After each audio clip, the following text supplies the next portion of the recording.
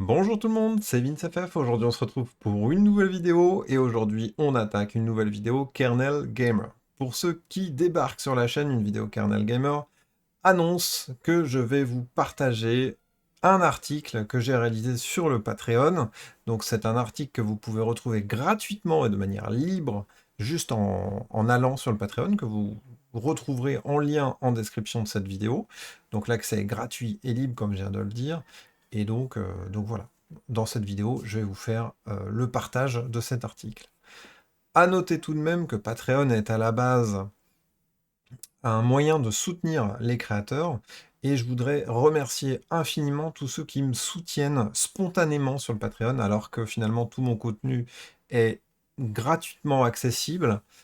Franchement, vous régalez, puisque moi je passe beaucoup d'énergie à promouvoir le gaming sur Linux, le gaming tout court, et en fait je partage ma passion, mais je dépense beaucoup d'énergie pour ça, c'est-à-dire les vidéos sur YouTube, les articles Kernel Gamer, l'administration de Gaming Linux FR ou encore de GLFOS, clairement, il y a beaucoup d'énergie qui est partagée, qui est mis dans cette passion. Et c'est vrai que votre soutien de manière spontanée me motive encore plus à aller plus loin. Et c'est aussi une forme de reconnaissance, votre soutien. Et donc, merci beaucoup, puisque la reconnaissance est aussi un moteur qui est assez important. Et donc là, via votre soutien, vous me régalez, quoi. Donc merci infiniment. Et je ne sais même pas quoi vous dire plus. Donc voilà. Maintenant, on déroule l'article autour de la PS5 Pro. Petit brin de contexte. À la base, moi j'ai un PC que je l'appelle machine de guerre. Donc c'est un PC qui est assez puissant. Aujourd'hui, il est peut-être considéré entre moyen et haut de gamme. Mais au final, je fais tourner mes jeux en 4K à peu près 100 FPS en utilisant, ok, le FSR. Mais le rendu est quand même pas dégueu alors que je suis en 4K. Donc j'ai un CPU, c'est un 14700KF, donc de chez Intel, 32 Go de RAM de DDR5. Mon GPU, c'est une 6950 XT qui commence à avoir 4 ans maintenant, mais elle fait toujours le café. Et si j'additionne toutes ces pièces, j'ai un PC qui équivaut aux alentours des 2000 euros. Donc c'est quand même un PC de forte valeur. Et en vrai, la PS5 Pro, techniquement, elle ne m'apporte absolument rien. Donc j'ai pas forcément une nécessité impérieuse à l'avoir, à la posséder.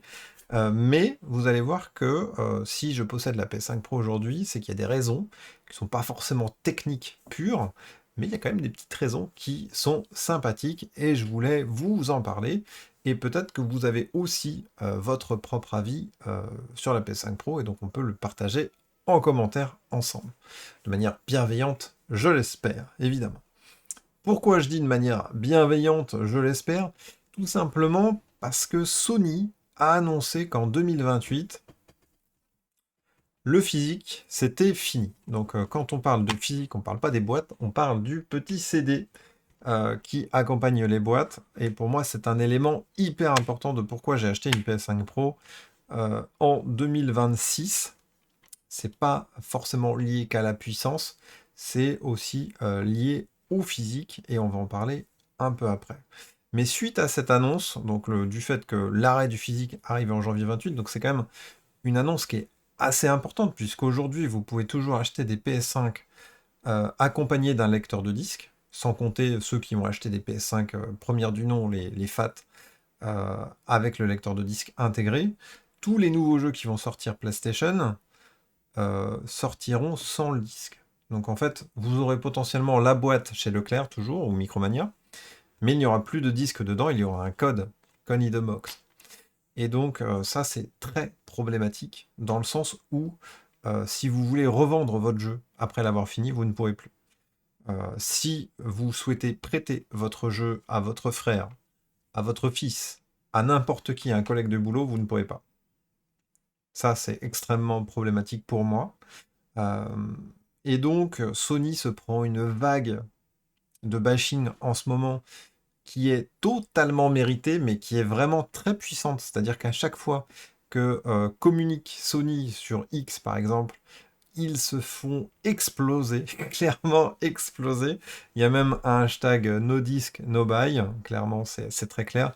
On est sur quasiment comment on appelle ça, un blocus, quoi, un blocage, c'est-à-dire que tant que vous remettez pas le physique, on n'achète plus rien chez PlayStation.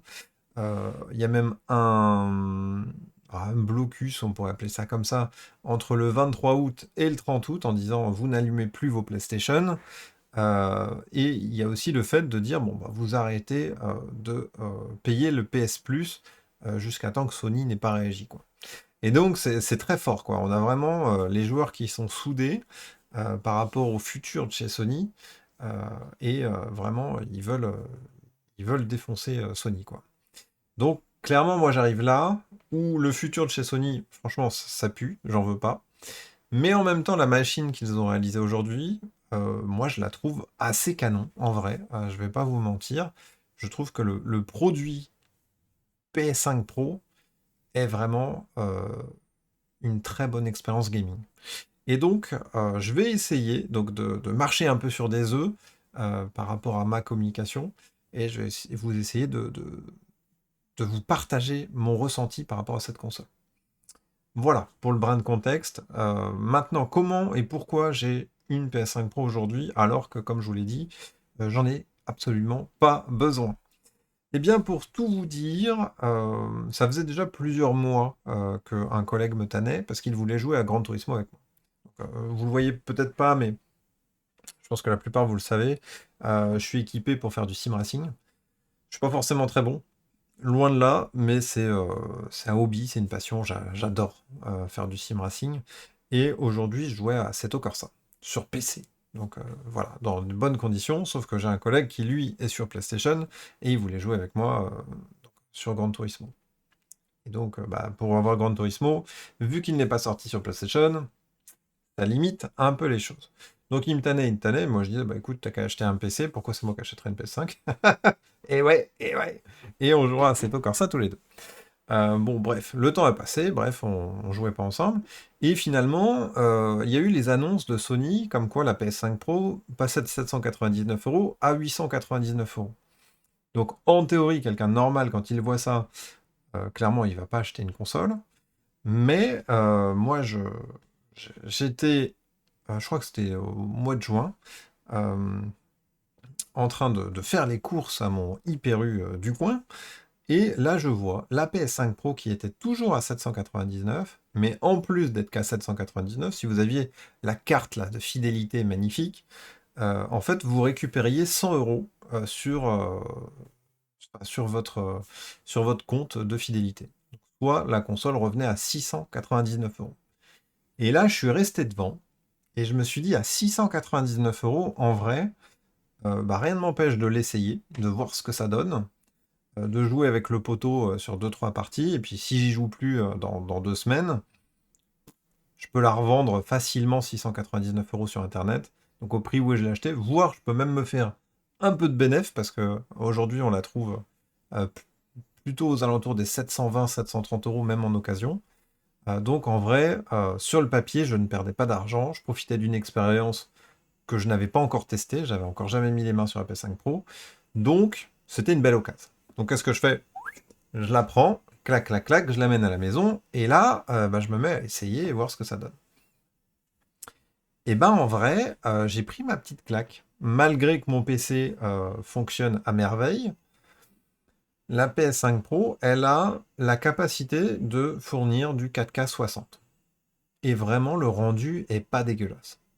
Et je suis assez étonné de voir que c'est possible d'avoir ce rendu dans une machine que vous allez retrouver entre 700 et 900 euros. Vraiment, pour 700-900 euros, je pense que le rendu que propose la PS5 Pro est, je dirais pas une sacrée offre, mais en vrai, elle est assez canon. Et quand je regarde vite fait sur Amazon, LDLC, Top Achat, voire même AliExpress, pour avoir le même rendu avec un PC aujourd'hui, vous n'en êtes pas à 900 euros. On est plutôt aux alentours des 1500 balles. Si on veut avoir quelque chose de qualité, c'est-à-dire on est à peu près aux alentours d'une 90-60 XT dans l'idée. Donc il faudra prendre pour du 4K 60, il faudra prendre la version 16 gigabits de VRAM. Donc ce qui sous-entend une carte graphique à 500 balles. Côté CPU, on n'est pas forcément avec un besoin de CPU très fort, mais je pense qu'il faut, si on veut rester dans les prix, il faut rester sur l'ancienne génération, donc DDR4, parce que sinon le prix de la RAM et SSD c'est n'importe quoi. Donc le prix de la RAM, si on veut 16 Go, histoire d'être au mini du mini, on est sur 150 € les 16 Go en DDR4.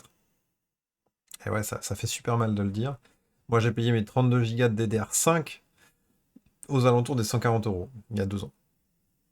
Enfin bref, donc on est à 500 plus 150 juste carte graphique et RAM. Si on prend un processeur, on est à 150-200 balles, même sur des 5600, 5700. Donc voilà, on a atteint les 900 €. Et j'ai pas de SSD. Un SSD, c'est 200, 250 € pour avoir 2 Tera. Donc on est à 1100. Boîtier, on est entre 50 et 100 balles, mais on est plutôt aux alentours des 100 balles. Donc on est à 1200. Une alimentation digne de ce nom, entre 60 et 100 € aussi. Donc on est à 1300. Qu'est-ce qu'il me manque? Est-ce qu'il me manque des choses? Il manque le ventirad, il me manque quelques petits ventilateurs. Euh, enfin bref, on arrive très rapidement à 1500 balles. Et dans ce PC à 1500 balles, j'ai pris un CPU d'ancienne génération, de la RAM d'ancienne génération. Donc, vraiment, on n'est pas sur du luxe et on n'est pas sur du matos 2026, quoi. Hormis la carte graphique qui est une 9060 XT, la 9060 XT, c'est pas non plus une carte graphique de luxe, quoi. On est vraiment. C'est moyen, quoi. C'est moyen, c'est pas ouf. Moi, quand je vois, par exemple, ma carte graphique actuelle, malgré qu'elle a 4 ans, elle vaut 849 €. C'est le prix de la PS5 Pro, quoi. Donc je trouve que le prix de la PS5 Pro, alors je sais qu'il y en a beaucoup qui l'ont taclé, et à juste titre, parce qu'une console à ce prix-là, pour moi, enfin bref, c'est aberrant. Mais dans le monde où on est aujourd'hui en 2026, bah, si on veut faire de la 4K 60 dans d'excellentes conditions, je trouve que la machine, elle est pas dégueulasse. En vrai, elle est pas dégueulasse. Elle a un super rendu, et franchement, elle m'a bluffé. Je mets quand même un haut là.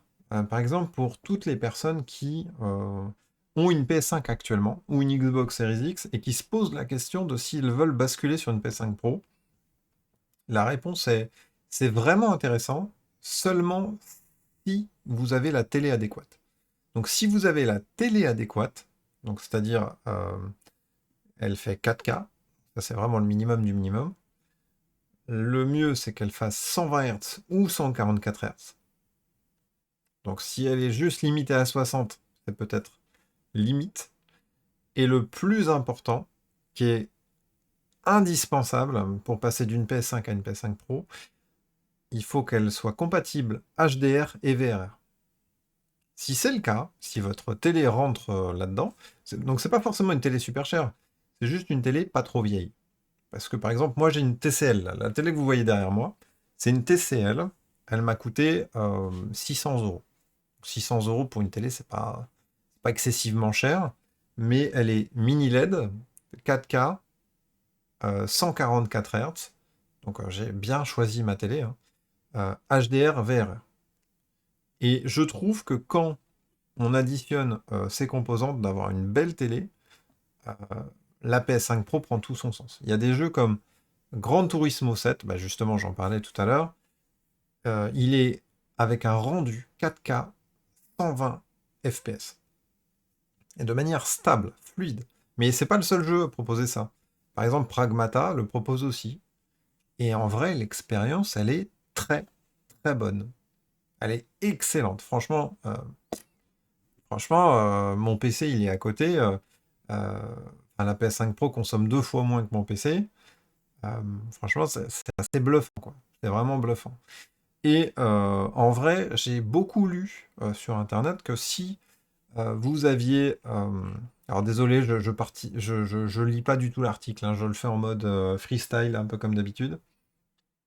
J'ai beaucoup lu que, par exemple, si vous aviez un jeu qui n'était pas patché pour la PS5 Pro, il n'y avait aucune incidence sur les performances ou sur la qualité graphique. Franchement, c'est vrai. Pardon, c'est faux. C'est complètement faux. Et j'ai un cas d'école, c'est Elden Ring. Elden Ring, si vous l'avez fait sur PlayStation 5, Je sais pas comment vous avez fait, parce qu'il ne propose que deux options, soit performance, soit graphisme. Performance, on est bien en 60 FPS, mais le jeu, il est laid comme un pou, il est dégueulasse, le Elden Ring sur PS5 basique. En vrai, voilà. Et si vous avez l'envie de le mettre en graphisme, le jeu oscille entre 20 et 30 FPS sur un Dark Souls-like. Jouer entre 20 et 30 FPS, c'est être maso.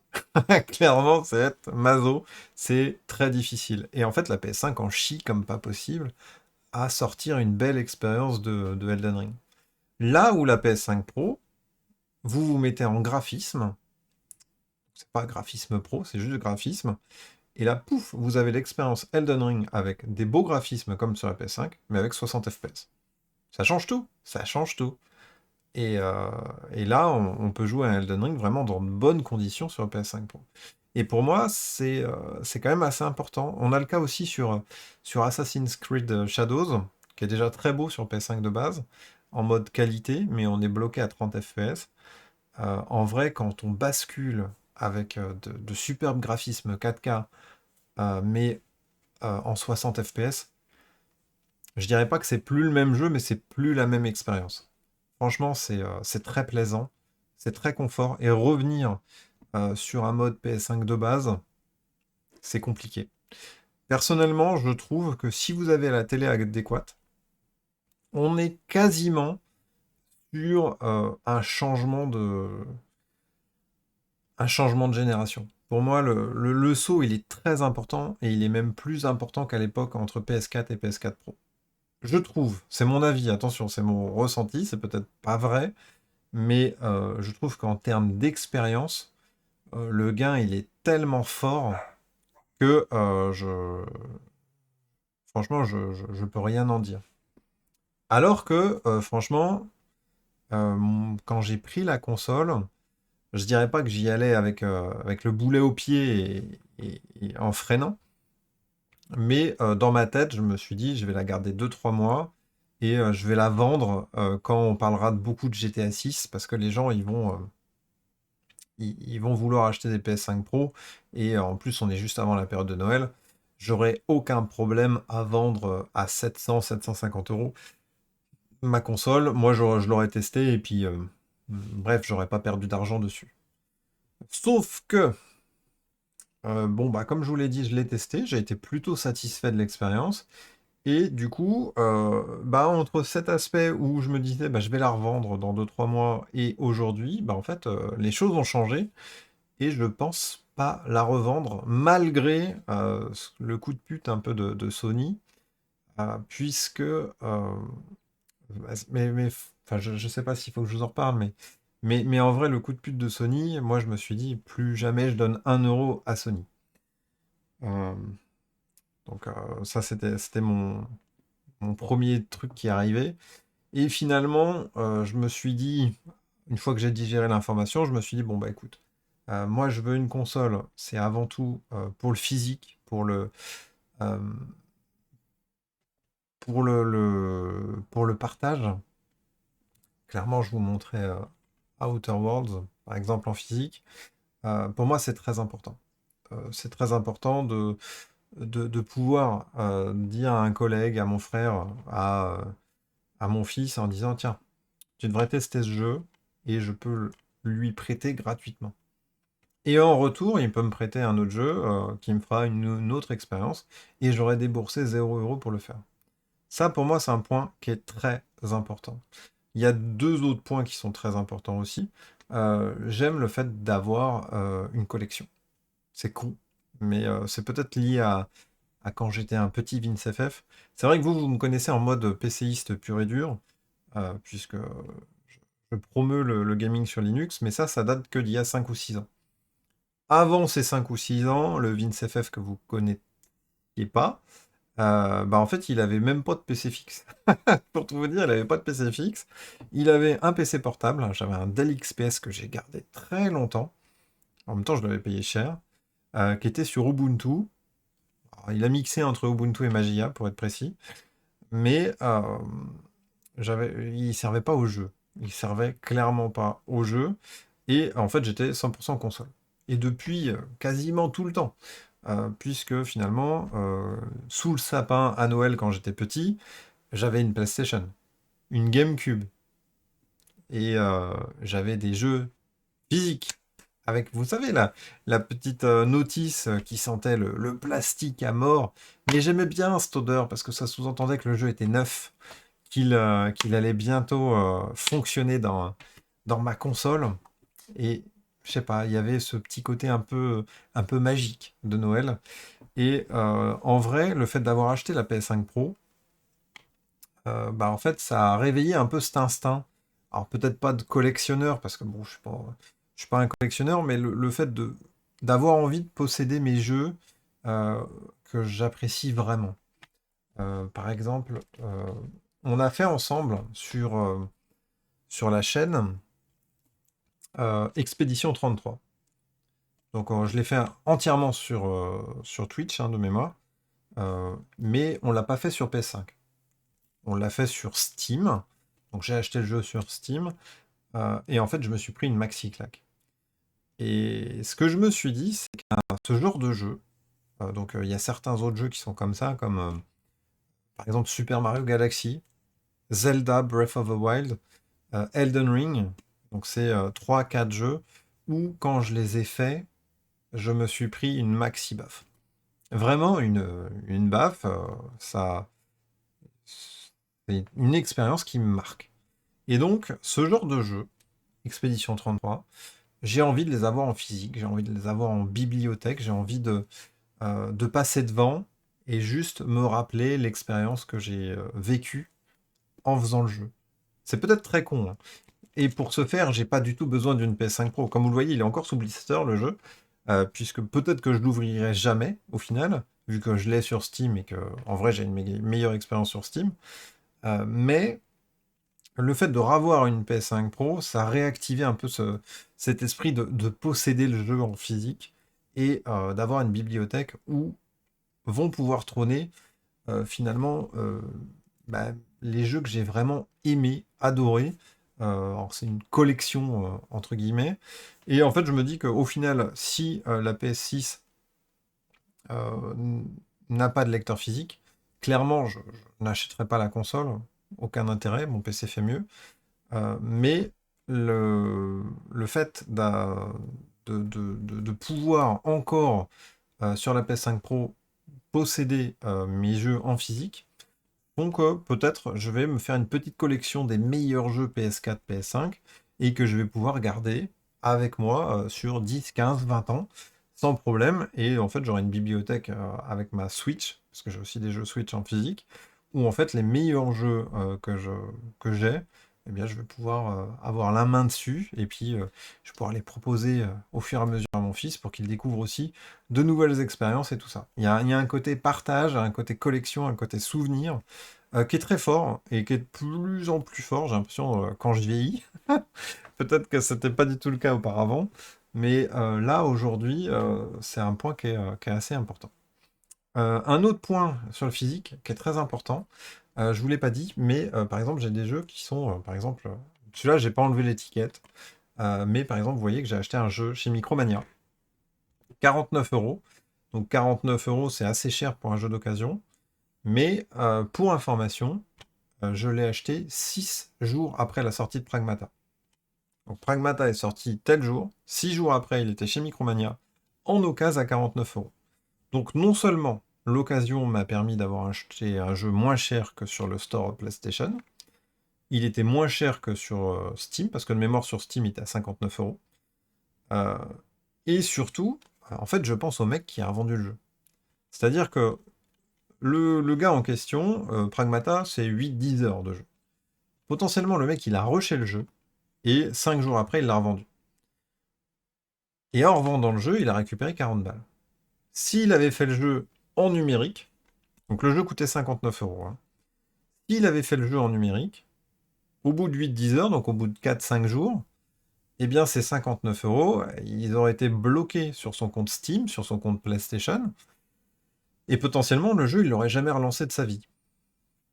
Donc globalement, il aurait perdu c'est 60 balles. Là, le jeu a une valeur, et en le revendant, son expérience de jeu, donc c'est 8-10 heures, lui aura coûté que, je sais pas combien Micromania lui a repris, mais imaginons ils ont repris le jeu 40 euros, son expérience aura coûté 59 moins 40, ça fait 19 euros. 19 euros les 10 heures de jeu, c'est imbattable si je les compare au digital. Pour moi, le physique, si on fait de l'occasion un peu malin, un peu rapide, ça peut être la meilleure expérience de jeu pour le moins cher. Donc ça, franchement, je trouve ça assez canon. Perso, j'aime pas trop la revente de jeux.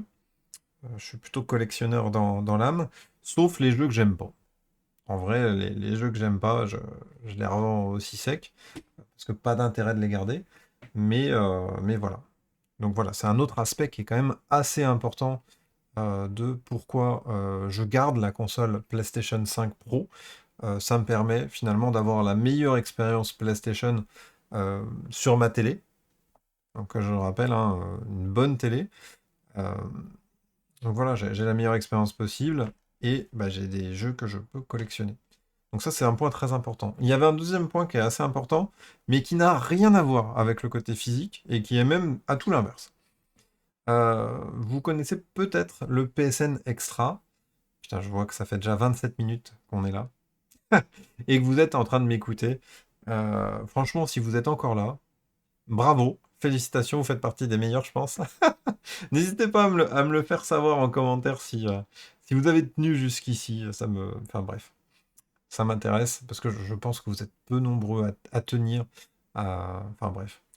Ce que je voulais dire, c'est qu'il y a un autre service que j'aime bien chez Sony, et pourtant, il est contre nature, clairement, pour moi, par rapport à mes valeurs. Euh, J'aime posséder mes jeux et en faire ce que je veux. Mais là, comme on le voit, Pragmata, je l'ai payé 49 euros. Euh, les autres jeux, ils sont entre 59 et 79 euros. Globalement, ça dépend où vous les achetez, mais on est sur ces eaux-là. Il y a un service chez PlayStation qui s'appelle le PSN Extra. C'est aussi vrai avec le Premium, mais c'est davantage vrai avec le Extra. Qui, pour 125 euros, si vous le prenez au mois d'octobre-novembre, là, c'est 150 euros de base, mais c'est 125 euros en promo sur le mois d'octobre ou novembre, je sais plus. Donc c'est pour le prix de 2 jeux, vous avez un abonnement qui va durer l'année, où vous allez avoir l'accès à 300-400 jeux et une dizaine de nouveaux jeux qui arrivent tous les mois. Dedans, il y a des grosses, grosses perles. Ça peut être de la perle indé, comme Blueprints, Hollow Knight, Dead Cells, Balatro. Et ça peut être du gros blockbuster triple A comme God of War, Ragnarok, Demon's Souls, Cyberpunk 2077, Ratchet Clank. Là, on le voit sur l'image, Final Fantasy XVI, Kingdom Come Deliverance. Il y a aussi les FIFA qui arrivent au mois de mai, Rainbow Six Siege. Enfin bref, il y a un peu de tout. Et vous avez accès à ces jeux tant que vous payez l'abonnement. C'est pas un abonnement où vous allez posséder des jeux, mais vous allez avoir accès à un catalogue. Et je trouve que pour le prix de 2 jeux, à peine, donc 125 euros, c'est un service qui est assez intéressant parce qu'il permet de tester beaucoup de jeux euh, pour le prix de 2 jeux par an. Donc vous ne les possédez pas, c'est à contrario de tout ce que je vous ai dit auparavant, mais je trouve le service intéressant parce qu'il y a des jeux que je n'aurais jamais achetés de mon côté. Par exemple, je pense à Blueprints, surtout les jeux indés perso qui me. Il y a Art of Rally dernièrement que j'ai fait. Même le Sonic là qu'on voit. Pareil, Kingdom Come, je ne l'ai pas acheté non plus, et c'est l'occasion de les tester. Donc les jeux que je viens de citer sont pas forcément chers, mais il y a aussi Ratchet Clank que je n'ai pas. Il y a les FIFA, jamais j'achèterai un FIFA, et pourtant, je suis bien content d'avoir le FIFA dans mon catalogue quand il y a un ou deux potos qui passent, là, qui sont fans de FIFA, comme ça on peut jouer ensemble. Euh, enfin bref, euh, au final, pour 120 balles, il y a clairement l'expérience de jeu de facilement 300-400 euros. Et pour des jeux que je ne posséderai pas, que j'aurais pas acheté. Donc en fait, quand j'ai un peu de bande passante, quand je suis en vacances, en fait, je suis assez content d'avoir la possibilité de rattraper un ou deux jeux que je voulais faire, que j'ai vu passer, mais que j'ai pas envie d'acheter. Je sais pas si vous voyez ce que je veux dire.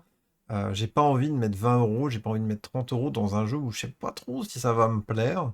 Là, on va dire que pour ces 10 euros par mois, parce que c'est ça, hein, 120 euros par an, ça fait 10 euros par mois.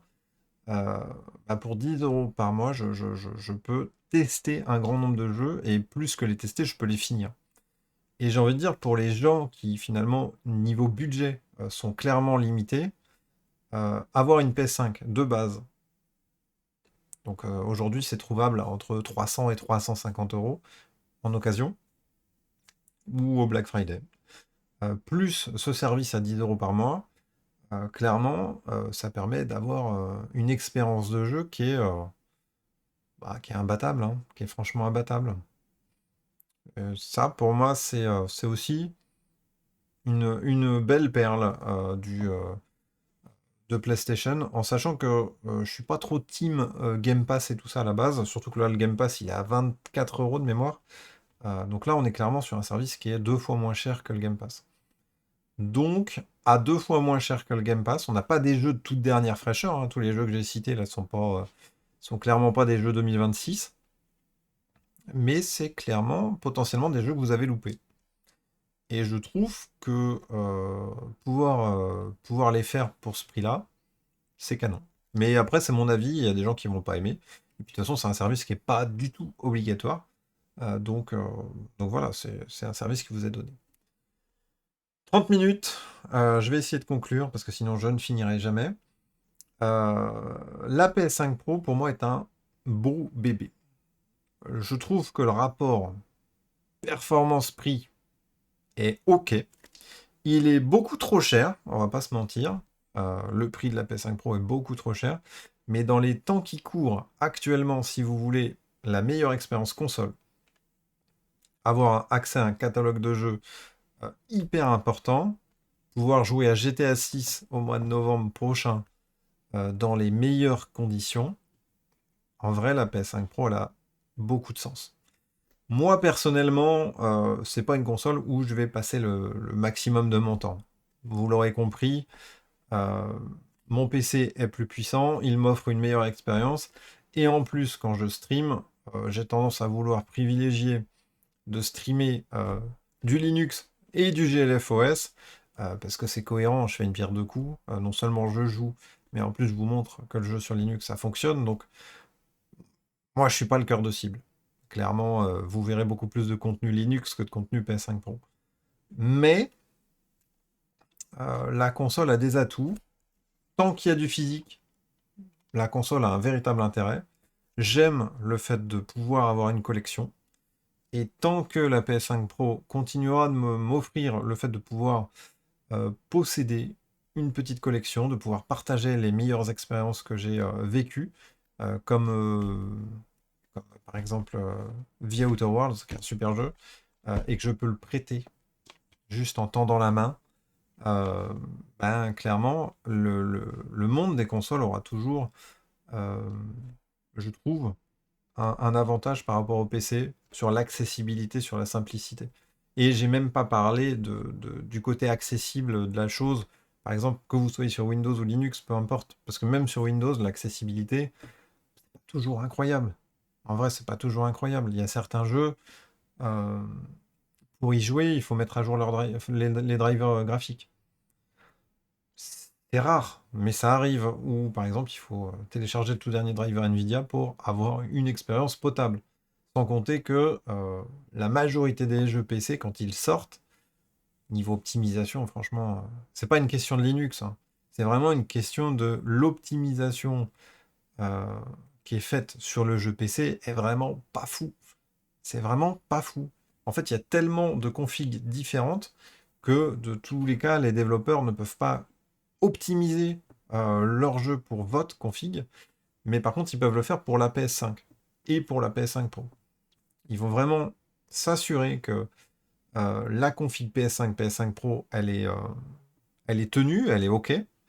Et par contre, pour tout ce qui est PC, c'est advienne que pourra. Et en fait, ça sera amélioré au fur et à mesure des patchs et des mises à jour qui vont arriver par la suite. Globalement, le jour de sortie, euh, sur PS5, vous pouvez être sûr que ça fonctionne. Sur PC, ça va fonctionner, mais dans quel état, quoi? On l'a vu, hein, sur du The Last of Us, sur du Monster Hunter Wilds. Bon, voilà, quoi. Ça fonctionne, mais ça fonctionne parce que j'ai une grosse machine. Je pense que pour les machines qui étaient au niveau d'une PS5 Pro, donc par exemple avec des cartes graphiques un peu moins puissantes, avec des processeurs un peu plus justes, franchement, ça devait faire chier. Sur les deux jeux que je viens de citer, ça devait être bien chiant, quoi. Et on a vu pire, hein. Sur Final Fantasy VII, par exemple. Mais ça, c'est parce que les développeurs, ils font pas le taf. Pour moi, c'est ça le problème avant tout. Donc bref, si je dois conclure sur ma conclusion, la PS5 Pro est une machine que je vais garder, parce qu'elle fournit la meilleure expérience console aujourd'hui. Elle me permet de profiter de ma collection physique nouvellement construite.